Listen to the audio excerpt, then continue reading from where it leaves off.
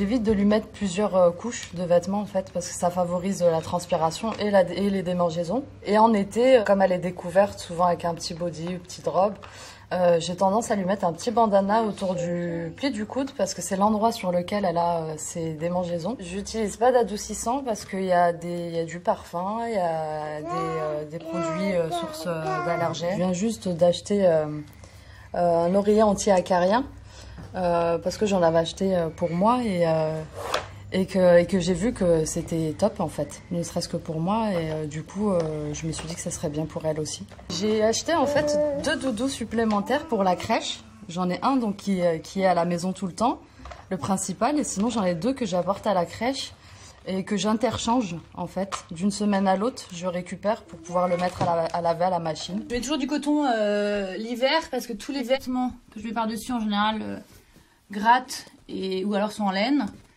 Du coup, je choisis de mettre toujours un body en dessous, un body en coton, pour être sûre qu'elle ne se gratte pas.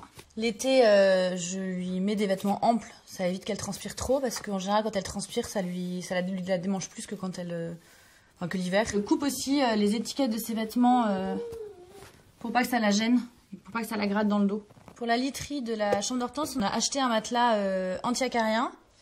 Et on utilise des draps ou de couettes, draps en coton. On n'utilise pas d'autres matières. J'utilise une lessive hypoallergénique et je fais un cycle long pour que la lessive s'enlève bien des vêtements. Et je lave le linge de lit au moins une fois par semaine. C'est toujours le même doudou qu'on essaye de laver quand même assez régulièrement. Et sinon, on change pas de doudou parce qu'elle refuse les autres doudous. Donc son doudou prend son bain comme elle.